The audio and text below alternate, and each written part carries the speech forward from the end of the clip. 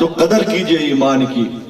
قدر کیجئے حضور کی، اس سے پہلے کہ آنکھیں بند ہو جائیں۔ فَكَشَفْنَا عَنْكَ غِطَاءَكَ فَبَصَرُكَ الْيَوْمَ حَدِيدٌ۔ اللہ فرماتے ہیں جب انسان مرتا ہے تو میں اس کے سامنے سے سارے پردوں کو ہٹا دیتا ہوں، پھر اس کی نظر بڑی تیز ہو جاتی ہے۔ پھر جو پیروں سے واز سنتا تھا، علماء سے واز سنتا تھا، نیک لوگوں سے واز سنتا تھا کہ میاں دنیا میں دل نہ لگاؤ بلکہ آخرت میں دل نہ لگاؤ، اور اللہ کریم کی یہ آیات اس کے سامنے پڑھی جاتی تھی، تَتَجَافَى جُنُوبُهُمْ عَنِ الْمَضَاجِعِ يَدْعُونَ رَبَّهُمْ خَوْفًا وَطَمَعًا۔ جو محمد عربی کے غلام ہوتے ہیں، جو محمد عربی سے عشق کے دعوے کرنے والے ہوتے ہیں، تَتَجَافَى جُنُوبُهُمْ عَنِ الْمَضَاجِعِ ان کے رات کو پہلو بستروں سے جدا رہتے ہیں، وہ ساری رات سوئے نہیں رہتے، بلکہ جب رات کو سوتے ہیں صبح کی نماز کی فکر ہوتی ہے، صبح کی نماز کے بعد ظہر کی نماز کی فکر ہوتی ہے، ظہر کے بعد عصر مغرب عشاء کی فکر ہوتی ہے۔ مومن کامل غافل نہیں ہو سکتا، مومن کامل کا دل اللہ رب العزت کی یاد میں، اللہ کے حبیب کی یاد میں اٹکا رہتا ہے۔ ایک نماز کے بعد دوسری نماز کا انتظار، ایک پارہ ختم ہونے کے بعد وہ دوسرا پارہ ختم ہونے کی فکر، اللہ کے ذکر میں زبان تر رہتی ہے۔ والصائمین والصائمات والحافظین فروجهم والحافظات والذاکرین اللہ کثیرا والذاکرات آت اللہ لهم مغفرۃ واجرا عظیما۔ اللہ کریم قرآن پاک کے اندر اپنے نیک لوگوں کی صفات کو یوں بیان کرتا ہے کہ میرے جو نیک لوگ ہیں نمازوں کی حفاظت کرتے ہیں، روزوں کو رکھتے ہیں، اپنی شرمگاہوں کی حفاظت کرتے ہیں، ان کی نظریں آوارہ نہیں ہوتی، ان کے دل آوارہ نہیں ہوتے، وہ مومن مسلمانوں کی خواتین کی عزتوں کے رکھوالے ہوتے ہیں، چادر اور چار دیواری کے تقدس کو پامال نہیں کرتے، ہمسایوں کے عزتوں کو رکھوالے ہوتے ہیں، اور وہ لوگ وہ ہیں کہ ان کی زبانیں اللہ کے ذکر سے تر رہتی ہیں، اللہ کا ذکر اتنا کرتے ہیں، اللہ کو یاد اتنا کرتے ہیں، لوگ ان کو دیوانہ کہنے لگ جاتے ہیں۔ ایک نماز کے بعد دوسری نماز، دوسری نماز کے بعد تیسری نماز، ایک پارے کے بعد دوسرا پارہ، دوسرے کے بعد تیسرا پارہ، ہر لمحہ اللہ اللہ، ہر لمحہ محمد محمد، ہر لمحہ درود درود۔ جب یہ لوگ دنیا میں ایسی زندگی بسر کریں گے، اعد اللہ لہم مغفرۃ واجرا عظیما، میں اللہ وعدہ کرتا ہوں کہ نہ صرف ان کو بخش دوں گا بلکہ قیامت کے دن ان کو ایسی نعمتیں عطا کروں گا جو ان کے وہم و گمان میں نہیں ہوں۔ یہ میرے اللہ کا وعدہ ہے، نعرہ رسالہ، یہ میرے اللہ کا وعدہ ہے، اور یہ کوئی معمولی بات نہیں ہے۔ ہم لوگ مسلمان ہیں، ہم لوگ کلمہ پڑھنے والے ہیں،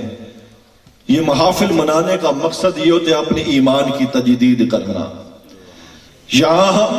حضور کی تعریف کریں گے، اللہ کی تعریف کریں گے، پھر اپنی زندگی کا مقصد تلاش کرنے کی کوشش کریں گے۔ اس محفل میں ہم یہ تہیہ کر لیں کہ آج کے بعد یا اللہ جو پیچھے ہو چکا سو ہو چکا، ہمیں اس کے اوپر پچھتاوا ہے، تیرے حبیب کا جو دل ہم دکھا چکے ہمیں اس پر پچھتاوا ہے، ہم ندامت کی آنسو بہاتے ہیں، ہمارے سے جو نمازیں چھوٹ گئی، جو نمازیں سہون چھوٹ گئی، عمدن چھوٹ گئی، قصدن چھوٹ گئی، بھول چوک سے چھوٹ گئی یا جان بوجھ کر چھوٹ گئی، یا الہ العالمین ہم سے جو ہو چکا وہ ہو چکا۔ تو قرآن میں فرماتا ہے الا من تاب وآمن وعمل عملا صالحا فاولئک یبدل اللہ سیئاتہم حسنات۔ اے اللہ تیرا وعدہ ہے کہ تیرے ہاں تیرے پاس آ کر توبہ طلب کرتا ہے، ایمان لے کر آتا ہے، پھر عمل صالح کرتا ہے، اپنی زندگی کا رخ متعین کرتا ہے، اپنے مقصد کو بھاپ لیتا ہے، تیری معرفت کو حاصل کر لیتا ہے۔ یا الہ العالمین تو نے وعدہ کیا ہے کہ نہ صرف پچھلے گناہوں کو معاف کر دیتا ہے بلکہ پچھلے گناہوں کو بھی نیکیوں میں تبدیل کر دیتا ہے۔ اگر آج ہم توبہ کریں گے ہمارے پچھلے گناہ اللہ نہ صرف بخش دیں گے بلکہ نیکیوں میں تبدیل کر دیں گے، ہمارے کھوٹوں کو کھڑا کر دیں گے، کھوٹوں کو کھڑا کر دیں گے۔ آپ کسی کو کھوٹے نوٹ دیتے رہیں، لاکھوں میں ہو جائیں، کروڑوں میں ہو جائیں، پھر وہ آپ کو اس کے بدلے میں کھرے نوٹ دے گا، کھوٹے کے بدلے میں کھرے دے گا۔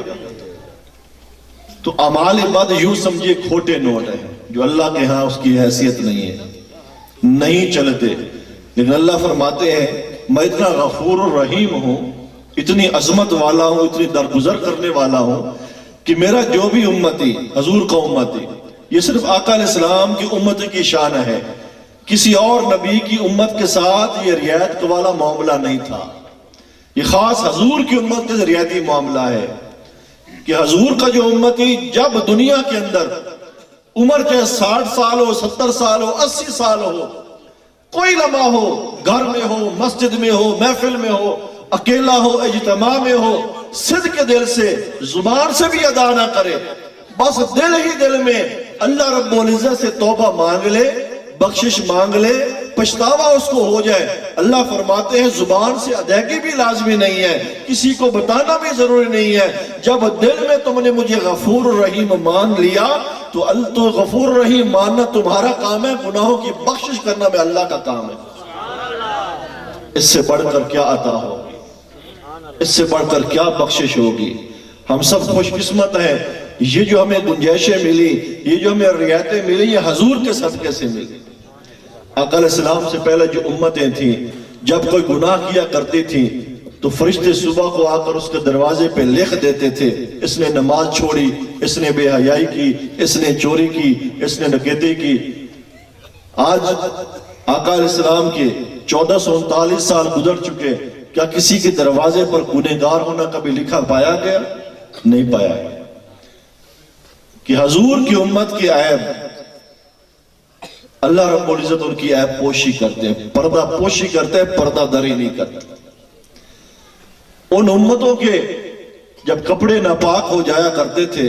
تو ان کو حکم تھا کہ جس جگہ ناپاکی لگی اس کو کاٹ دو، اس کو کاٹ دو، پانی سے پاک نہیں ہوں گے۔ ہمارے کپڑے نجاست زدہ ہو جائیں، جہاں سے پانی ملے دھو دے، پاک ہو جائیں گے، نماز پڑھ لیں گے۔ ان امتوں میں صدقہ حلال نہیں تھا، کوئی بکرا ذبح کرتا، کوئی گیس ذبح کرتا، حکم تھا پہاڑ کے اوپر جا کے رکھ دو، آسمان سے آگ آتی تھی جلا دیتی تھی، جس کا صدقہ جل گیا یوں سمجھے قبول ہو گیا، جس کا ویسے کا ویسا پڑ رہا متعفن ہو گیا، یوں سمجھو کہ اللہ کے ہاں وہ راندے درگاہ ہے، اس کا صدقہ قبول نہیں ہوا۔ ہم صدقات کرتے ہیں، غریبوں کے لیے حلال کر دیا گیا صدقہ، یہ حضور علیہ السلام کی وجہ سے کیا گیا۔ آج اگر امت سے عذاب ٹالا گیا ہے، آج اگر امت اس دھرتی کے اوپر صحیح و صالح موجود ہے ہر گناہ کرنے کے باوجود، تو اس میں ہمارا کوئی کمال نہیں ہے، اس میں کمال ہے کالی کملی والے کا۔ اگر حضور اللہ کو منا کر نہ گئے ہوتے یا الہ العالمین میری امت پر کوئی ایسا عامی عذاب نہ بھیجنا کہ جس کی وجہ سے یہ اس کی صفحہ ہستی سے مٹ جائے، حضور اللہ کو منا کے گئے، یا اللہ میری امت پر عذاب نہ بھیجنا، یہ گناہ کریں گے ان کی پردہ پوشی کرنا، پردہ دری نہ کرنا، یا الہ العالمین کے ساتھ تخفیف کا معاملہ کرنا، ان کے ساتھ درگزر کے ساتھ پیش آنا۔ اور اللہ نے فرمایا وَلَا سَوْفَ يُعْطِيكَ رَبُّكَ فَتَرْضَىٰ، اے میرے حبیب جیسا تو چاہے گا میں ویسا کرتا چلا جاؤں۔ یہ ہمارے آقا علیہ السلام، جب حضور کی اتنی مہربانیاں اتنے احسان ہمارے اوپر ہیں تو ہم جیسے غلاموں کو بھی چاہیے کہ ہم بھی حضور کو خوش کرنے کی فکر کریں، ہر لمحہ ہر لحظہ آقا علیہ السلام کی محفلوں کو سجائیں، اور ان محفلوں کے اندر جو ہم وعدے کریں آقا علیہ السلام کے ساتھ ان وعدوں کو پورا کریں، ہر حال میں پورا کریں۔ سب سے پہلا کام مسلمان ہونے کے بعد جو لازم ہے، جس کے بغیر ہمارا گزارا نہیں ہے، وہ نماز کا قائم کرنا ہے۔ حضور اس آدمی سے قطعاً راضی نہیں ہوں گے جو نماز کا تارک ہوگا، اٹل حقیقت ہے، کسی خوش فہمی میں رہنے کی بات نہیں ہے۔ جو نماز کا تارک ہے وہ جتنے مرضی دعوے کر لے عشق رسول کے، لیکن اس کا ایمان بھی نامکمل ہے، عشق نامکمل ہے۔ اگر ہم یہ سمجھتے ہیں کہ ہم آقا علیہ السلام کی عزت اور ناموز پر جان دے سکتے ہیں تو ان کے ساتھ میں یہ نماز کو بھی قائم کرنا ہوگا۔ آج بدقسمتی یہ ہے، آذان ہوتی ہے، ایک امام صاحب کھڑے ہوتے ہیں، ایک مکبر کھڑے ہوتے ہیں، انتظار کرتے رہتے ہیں کہ 2-3 نمازی ہیں کوئی صف بندی اور نماز پڑھیں۔ بعض اوقات اکثر اوقات ایسا ہوتا ہے کہ امام صاحب اکیلے پڑھ کر چلے جاتے ہیں۔ میرے بھائیوں، جیسے ہم نے گھر آباد کیے ہوئے ہیں، اللہ کے پیارے حبیب نے فرمایا المؤمن فی المسجد کالسمک فی الماء، کہ مومن کا دل مسجد میں ایسے لگتا ہے جیسے مچھلی کا دل پانی میں لگتا ہے۔ مچھلی کو پانی سے نکال دیں، اس کے سامنے انواع و اقسام کے کھانے ڈال دیں، اس کو کھائے گی؟ اس کو چین آئے گا؟ نہیں آئے گا۔ مومن کا تعلق جب مسجد سے ٹوٹ جاتا ہے تو یہ ماہی بے آب کی طرح پھڑکنا شروع کر دیتا ہے، ہو مومن۔ لیکن آج کل بدقسمتی سے اس کا الٹ معاملہ ہو گیا، برعکس ہو گیا کہ ہمارا ہر محفل میں دل لگتا ہے، تفریح گاہوں میں دل لگتا ہے، پارکوں میں دل لگتا ہے، فلموں میں دل لگتا ہے، ٹی وی میں دل لگتا ہے، اخبارات میں دل لگتا ہے، رسائل میں دل لگتا ہے، نوجوان کا دل انٹرنیٹ میں لگتا ہے۔ لیکن اگر دل نہیں لگتا، نہ مسجد میں لگتا ہے، نہ تلاوت کلام پاک میں لگتا ہے۔ یہ لمحہ فکریہ ہے۔ اے نوجوان، یہ جوانی اللہ کی امانت ہے، اور اللہ فخر کرتا ہے اس نوجوان پر جو جوانی کی حالت میں بے حیائی اور بد کرداری سے بچتا ہے۔ تو یہاں بچے گا، اللہ عرش پر فرشتوں کے ہاں فخر کرے گا۔ اور پھر اللہ کہتا ہے کہ جو نوجوان اس حالت میں جوانی گزار دے کہ اللہ کی عبادت کرتا رہے، کل قیامت والے دن جب کسی شے کا سایہ نہیں ہوگا، یہ نوجوان عرش کے سائے کے تلے ہوگا۔ ہماری جوانی بے داغ ہونی چاہیے، ہمارا کردار بے داغ ہونا چاہیے، ہماری زندگی بے داغ ہونی چاہیے۔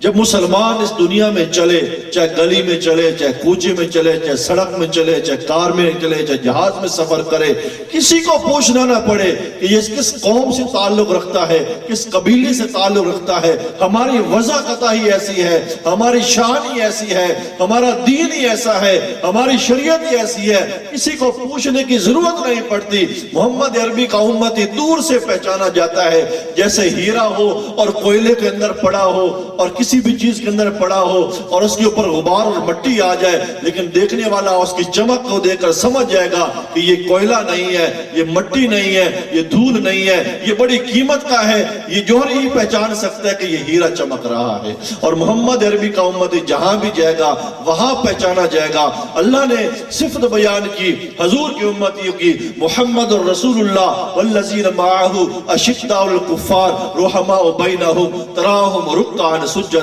یہ میرے محمد جو ہیں، یہ میرے رسول ہیں، آخری رسول ہیں، ان کے جو ساتھی ہیں آپس میں بڑے مہربان ہیں، کافروں پر سخت ہیں۔ اور حضور کے امتیوں کی یہ پہچان ہے، جب تم دیکھو گے ان حضور کے امتیوں کو، حضور کے مریدوں کو، حضور کے غلاموں کو، یہ کسی بے حیائی کے کام میں مبتلا نہیں ہوں گے، یہ کسی پارک کے اندر تفریح کرتے نظر نہیں آئیں گے، یا یہ سجدے میں ہوں گے یا یہ رکوع میں ہوں گے۔ تراہم رکعا سجدا، یہ میں نہیں کہہ رہا، قرآن کہہ رہا ہے کہ حضور کے جو مرید ہے رکوع میں نظر آئیں گے یا سجدے میں نظر آئیں گے، یا رکوع میں چکے ہوں گے یا سر سجدے میں رکھا ہوگا۔ اگر ہم نے یہ جائزہ لینا ہے کہ ہمارا ایمان کتنا مضبوط ہے، ہمارا عشق مصطفیٰ کہاں پہنچا ہوا ہے، اس کی سطح کیا ہے، اس کا لیول کیا ہے، تو پھر یہ دیکھیے کہ ہمارا دل مصلی پہ کتنا لگتا ہے۔ ہمارے بزرگ فرماتے ہیں کہ جس کا دل جتنا مصلی سے لگتا ہو وہ اتنا ہی عاشق رسول ہے، اور جتنا جس کا دل پارک میں لگتا ہو، گپ شپ میں لگتا ہو، اور فضول چیزوں کے اندر لگتا ہو، فضول وقت ضائع کرنے میں لگتا ہو، وہ اتنا ہی کم عاشق رسول ہے۔ آج کے بعد تحیہ کر لیں، جے نماز اور مصلی کو اپنی تنہائی کا ساتھی بنائیں، جے نماز اور مصلی کو اپنی تنہائی کا ساتھی بنائیں۔ حضور علیہ السلام کے دور کے اندر اور صحابہ کے دور کے اندر اور تابعین و تبع تابعین کے اندر، ان کے دور کے اندر جب کسی بندے کی عمر 40 سال کو پہنچ جاتی تھی، کتنی عمر؟ 40 سال، تو وہ کہتا تھا کہ اب تو میری موت کا وقت قریب آ گیا۔ وہ دنیا جہاں کے دھندے چھوڑ کر بس مصلی کے ساتھ چپک جاتا تھا کہ اب تو داڑھی بھی سفید ہو گئی، آنکھیں بھی کمزور ہو گئی، جوڑ بھی جواب دے گئے، چال ڈھال بھی ٹھیک نہیں رہی، کھانا بھی صحیح ہضم نہیں ہوتا، روز بروز بیماری بڑھتی چلی جا رہی ہے۔ وہ یہ سمجھنے لگ جاتا تھا پیام اجل آ گیا، اب غفلت کی جو چادر اوڑھی ہوئی ہے اب اس کو اتار کر پھینکنے کا وقت آ گیا۔ 40 سال کے بعد جو 20 سال ملے، جو 30 سال ملے، یوں سمجھیے وہ غنیمت کے سال ہیں جن کے اندر اپنے اللہ کو راضی کر سکتے ہیں۔ تم اللہ کو راضی کرنے کی فکر کریں، اللہ کے حبیب کو راضی کرنے کی فکر کریں۔ جب 1947 میں پاکستان بنا اور اس سے پہلے جب انگریزوں کی یہاں حکومت تھی، تو صبح صبح انگریز آتے تھے اور وہ یہ نہیں پوچھتے تھے کہ یہ مسلمان کا گھر ہے، ہندو کا گھر ہے، انہیں پتہ چل جاتا تھا کہ یہ مسلمان کا گھر ہے، وہاں حملہ کرتے تھے، املاک کو نقصان پہنچاتے تھے، ان کا کام یہی تھا۔ تو کسی انگریز نے سوال کیا ان سپاہیوں سے کہ تجھے پتہ کیسے چل جاتا ہے کہ یہ مسلمان کا گھر ہے، یہ ہندو کا گھر ہے، تو پوچھتا بھی نہیں ہے؟ تو انگریز کہنے لگا اس میں کون سی عجیب بات ہے، جب صبح صبح ہم نکلتے ہیں گھوڑوں کے اوپر گشت کرتے ہیں، ہمیں پتہ چل جاتا ہے یہ مسلمان کا گھر ہے، کہ جس گھر کے اندر سے سورۃ یاسین کی آواز آتی ہے، قرآن کی آواز آتی ہے، ہم سمجھ جاتے ہیں یہ مسلمان کا گھر ہے۔ آج اگر انگریز یہاں آ جائے تو کیا وہ پہچان کر لے گا یہ مسلمان کا گھر ہے یا کسی ہندو کا گھر ہے؟ آج نوجوان صبح اٹھتا ہے، میوزک سنتا ہے، وہ کان کے اوپر وہ ہیڈ فون چڑھایا ہوتا ہے، اور رات کو جب سوتا ہے تو ہیڈ فون ادھر ہوتا ہے اور گانے سن رہا ہوتا ہے، جب صبح اٹھتا ہے تو اس وقت بھی گانے سن رہا ہوتا ہے۔ سب سے پہلے جو بٹن آن کیا جاتا ہے وہ ٹیلی ویژن کا بٹن آن کیا جاتا ہے، سب سے پہلی جو نگاہ پڑتی ہے وہ بد کردار عورت کے جسم پر پڑتی ہے۔ قرآن کو ہم نے تہ بتہ غلافوں کے اندر لپیٹ کر الماریوں کے اندر ان کی زینت بنا دیا۔ اس وقت اٹھایا جب صلح کرنی ہو تو عورتوں کو قرآن دے دیا کہ اپنی جھولی میں ڈال دو اور اپنے برادری والوں کے ساتھ صلح کے لیے پیش کرو۔ بے شک قرآن جسموں کے لیے بھی شفا ہے، بے شک قرآن صلح کے لیے بھی استعمال کیا جا سکتا ہے، لیکن قرآن کا جو اصل مقصد ہے، قرآن ہمارے لیے ایک سلیبس ہے، قرآن ہمارے لیے ایک نصاب ہے، قرآن ہمارے لیے ہر دن کے لیے ہمیں رہنمائی فراہم کرتا ہے۔ ہم قرآن کے ساتھ ایسے تعلق رکھیں، ایسے تعلق رکھتے ہیں جیسے جسم کا تعلق روح کے ساتھ ہوتا ہے۔ یہ مہینوں بعد نہ نکلے، یہ سالوں بعد نہ نکلے، یہ سال بعد اس کی صفائی کر دینا، اس کی ستھرائی کر دینا، قیمتی سے قیمتی ریشمی غلاف کے اندر اس کو لپیٹ کر رکھ دینا، اس کو برکت کی خاطر رکھ دینا، اس کو رزق میں کشادگی کی خاطر رکھ دینا، قرآن کا یہ مقصد نہیں ہے۔ قرآن کا مقصد یہ ہے کہ تو اللہ سے ہم کلام ہو، اور جب قرآن پڑھتا جا تجھے یقین ہو جائے تو قرآن سے نہیں بلکہ اللہ سے ہم کلام ہے۔ یہ ہے مومن مسلمان، یہ ہے اس کی پہچان۔ کسی کو نہ پوچھنا پڑے یہ مسلمان کا گھر ہے۔ یہ داڑھی، یہ سر پہ پگڑی یا ٹوپی، یہ قمیص شلوار یا کرتا، یہ مسلمان کی پہچان ہے۔ اگر یہ داڑھی عیب ہوتی تو ہمارے نبی کی داڑھی نہ ہوتی، اگر یہ پگڑی عیب ہوتی تو آقا علیہ السلام پگڑی نہ پہنتے، اگر یہ لباس عیب ہوتا تو اللہ کریم حضور کو یہ عطا نہ فرماتے۔ میرے اللہ کے حبیب نے جو پہنا، میرے اللہ کے حبیب نے جو پیا، میرے اللہ کے حبیب نے جو عمل کیا، جو ان کی وضع تھی یا قطع تھی یا حلیہ تھا، خدا کی قسم اس سے بڑھ کر خوبصورت کوئی نہیں ہو سکتا۔ تو ظاہری طور پر بھی اللہ کے حبیب کی شکل کو اپنائیے۔ یہ ہر صبح صبح جو روزانہ نوجوان یہ چاہتا ہے کہ میں خوبصورت لگوں اور داڑھی کو مڈوا دوں اور مونچھوں کو کٹوا دوں اور عورتوں کے مشابہ ہو جاؤں، اور یہ داڑھی کے یہ سنت جو سفید بال ہیں یا کالے بال ہیں روزانہ گٹروں کی زینت بن رہے ہیں، گٹروں میں بہ رہے ہیں، نائی نے اس کو مونڈا اور پھینک دیا، کوئی گٹر میں چلا گیا، کوئی نالی میں چلا گیا، کیا قیامت والے دن ہم اسی چہرے کے ساتھ حضور کو شکل دکھائیں گے؟ ہم اللہ کے حبیب کے محتاج ہیں۔ حضور نے سفارش کی ہماری بگڑی بنے گی، حضور ناراض ہو جائے خدا کی قسم رب کبھی راضی نہیں ہوگا۔ اس وقت تک راضی نہیں ہو جائے تب تک اس کا حبیب نہیں راضی ہوتا۔ حضور سے پوچھا کہ یا رسول اللہ صلی اللہ علیہ وسلم، قیامت والے دن اتنی مخلوق ہوگی، آپ اپنے امتیوں کو کیسے پہچانیں گے؟ فرمایا کہ میرا جو مومن مسلمان وضو کرتا ہوگا اس کے وضو کے اعضاء چمکیں گے، چہرہ چمکے گا، ہاتھ کلائیاں چمکیں گی، پاؤں چمکیں گے، داڑھی چمکے گی۔ جس نے نماز ہی نہ پڑھی زندگی بھر، نماز نہیں پڑھے گا ظاہر ہے وضو نہیں کرے گا، جب وضو نہیں کرے گا تو اعضاء کہاں سے چمکیں گے؟ تو محرومی ہو جائے گی نا۔ اگر یہاں محرومی ہو گئی، دنیا میں کچھ نہ ملے کچھ نہیں بگڑا، جان چلی گئی، مال چلا گیا، اولاد چلی گئی، کاروبار ٹھپ ہو گیا، کچھ نہیں گیا، سب کچھ مل جائے گا اگر حضور مل گئے تو۔ اگر حضور روٹ گئے دنیا میں بے شمار دولت ہی کسی کام کی نہیں۔ میرے بھائی، دوست، بزرگ، اس بات کو سمجھ لے کہ آقا علیہ السلام کو راضی کرنے میں ہماری بھلائی ہے، آقا علیہ السلام کی سنتوں کو زندہ کرنے میں ہماری بھلائی ہے، آقا علیہ السلام پر مر مٹنے میں ہماری بھلائی ہے۔ نمازوں کو قائم کیجئے، گرمی سے گھبرا کر رمضان کے روزوں کو مت چھوڑیے، اور دنیا کی تعلیم میں اتنا مت غرق ہوئیے کہ دین کی تعلیم کو آپ فراموش کر بیٹھیں۔ آج آپ یہ بتائیے کتنے سکول کھل گئے ہیں، ایک دن ہمارا بچہ انگریزی سکول میں نہ جائے تو والدہ بھی پیٹنے والی ہوتی ہے، والد بھی اس کو پکڑ دھکڑ کر اس کو سکول میں خود زبردستی لے جاتا ہے کہ آج کا سبق ضائع نہ ہو جائے۔ خدا کی قسم، یہ انگریزی ساری زندگی نہ ہم پڑھ سکیں، کوئی نقصان نہیں ہوگا۔ کیا یہ انگریزی کی ABC الحمدللہ رب العالمین سے زیادہ مقدس ہو گئی؟ قرآن مقدس ہے یا دنیاوی تعلیم مقدس ہے؟ بچوں کو دنیا دار بنانے کے لیے،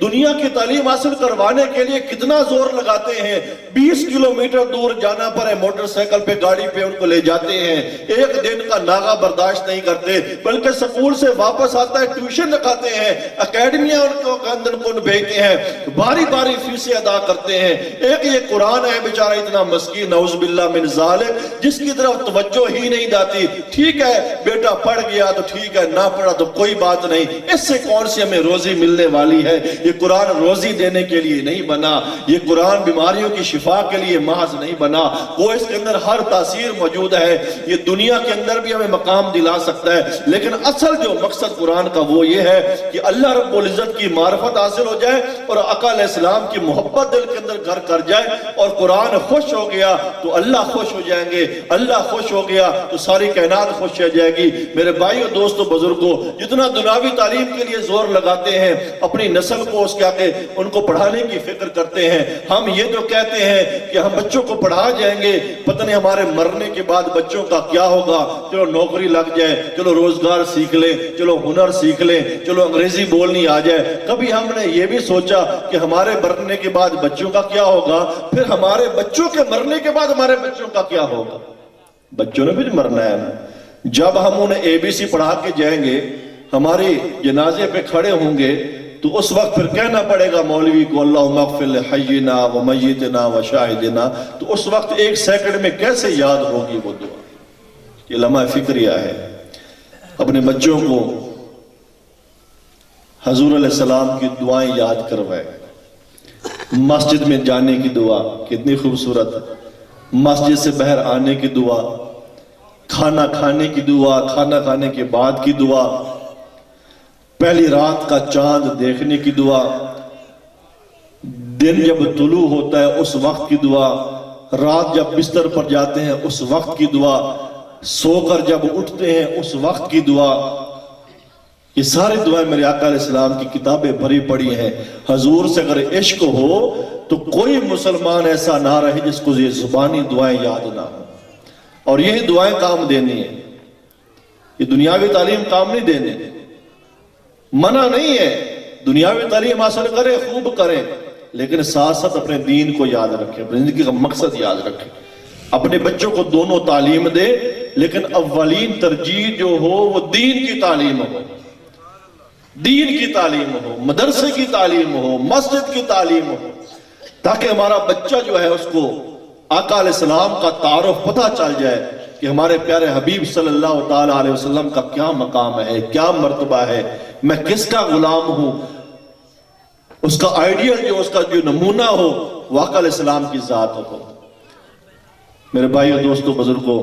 آئیے ہم سب مل کر توبہ کرتے ہیں، ہم سب دعا کرتے ہیں کہ بانی محفل جنہوں نے اس خوبصورت محفل کو سجایا، اللہ کریم ان کی عمر میں، ان کے ایمان میں، ان کے رزق میں کشادگی عطا فرمائے، اور جو لوگ سردی کے اس رات میں گھر بار چھوڑ کر اپنی نیند قربان کر کے بیٹھے ہیں، اللہ کریم آقا علیہ السلام کے صدقے ان کی عمر میں، رزق میں، مال جان میں برکت نصیب فرمائے۔ جو لوگ بیمار ہیں گھروں میں، ہسپتالوں میں، اللہ کریم ان کو شفا کاملہ عاجلہ نصیب فرمائے، آسمانی آفات و بلیات سے ہمیں نجات دلائے، ہر لمحہ ہر لحظہ اللہ کریم ہمارے حامی و ناصر ہو۔ وآخر دعوانا ان الحمدللہ رب العالمین۔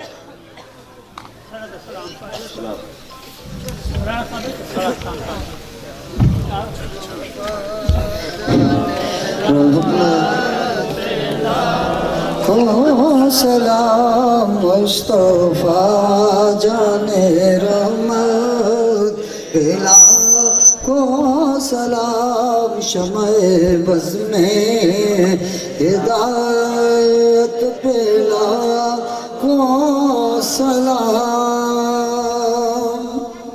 یہ سہانی گھڑی چمکاتے باقا چاند، یہ سہانی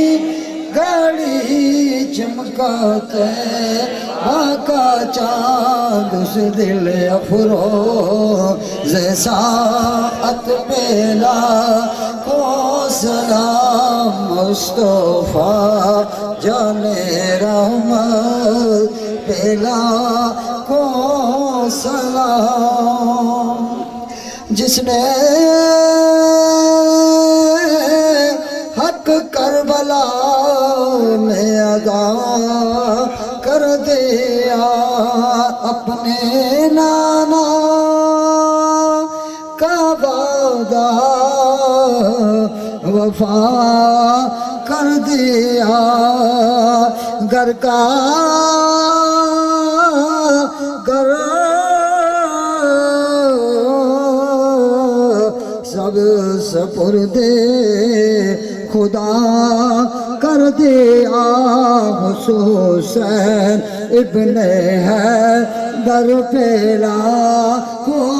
سلام مصطفیٰ جان رحمت پہلا کو سلام۔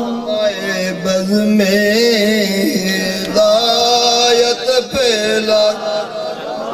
اور آسیہ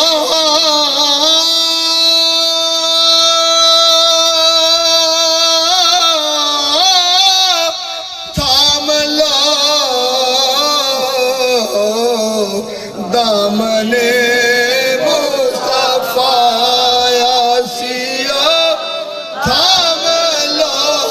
دامن مصطفیٰ، پھر پڑھو رب کی رحمت پہ لاکھوں سلام مصطفیٰ جان رحمت پہ۔ چہرہ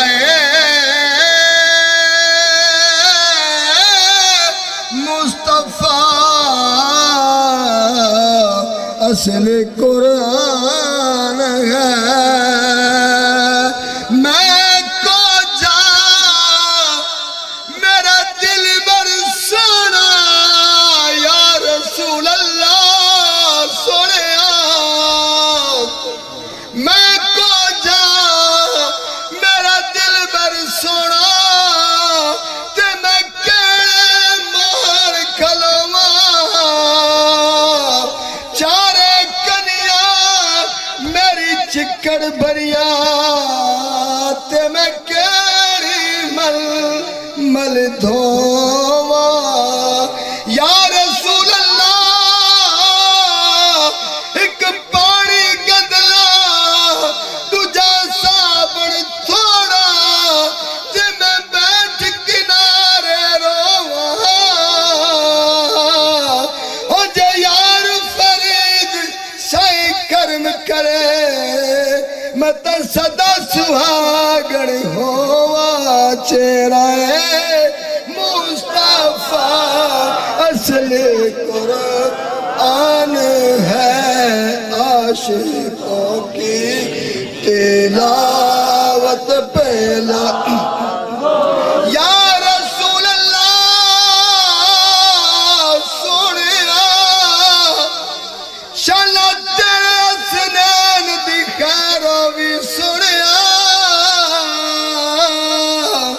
دم نکلتا رہے دید ہوتی رہے یا رسول اللہ تینو واسطہ حسن حسین دئی دم نکلتا رہے دید ہوتی رہے اس مکمل عبادت پہلا کھو سلام مصطفیٰ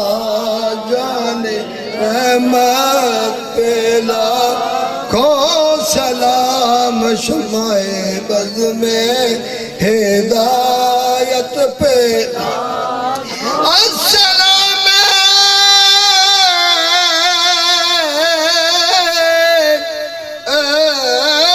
گلشن وحدت کے پھول یہ سلام آج زانا ہو قبول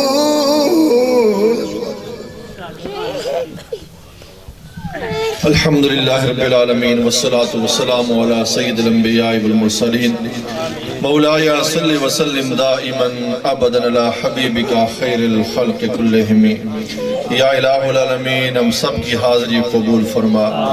یا الہ العالمین آقا علیہ السلام کے صدقے تمام بیماروں کو شفاء کاملہ نصیب فرما یا الہ العالمین جو نوجوان بے روزگار ہیں اچھا روزگار نصیب فرما جو بے اولاد ہیں یا الہ العالمین نرینہ صالحہ طیبہ تیرہ اولاد نصیب فرما یا الہ العالمین جو لوگ کسی مشکل میں گرفتار ہیں سب کی مشکل کشائی فرما یا الہ العالمین سب کی فریاد و پہنچ سب کی فریاد رسیب فرما یا الہ العالمین آسمانی زمینی تمام بلاؤں کا خاتمہ فرما ہمارے گھروں کے اندر امن و سکون چین راحت نصیب فرما ہمارے آبا و اجداد دنیا سے چلے گئے ان کی قبروں کو روشن منور کشادہ فرما یا الہ العالمین آقا علیہ السلام کی ذات عالی شان کے ساتھ بے پناہ عشق محبت عقیدت نصیب فرما آقا علیہ السلام کی ناموس کی خاطر ختم نبوت کی خاطر جان تک کا نذرانہ دینے کی توفیق نصیب فرما یا الہ العالمین آقا علیہ السلام کو مقام محمود پر اعلیٰ ترین درجہ نصیب فرما یا الہ العالمین ہم سب کا خاتمہ بالخیر فرما اللہم تب علینا قبل الموت وحفن علینا شدت الموت ورحمنا عند الموت ولا تعذبنا بعد الموت یا خالق الحیات والموت توفنا مسلما والحقنا بالصالحین من النبیین والصدیقین والشہداء والصالحین وحسن اولئک رفیقا وصلی اللہ تعالی علی حبیب خیر خلق محمد وآلہ وسلم کھانا کھا لے جائے کوئی نہ جائے بندہ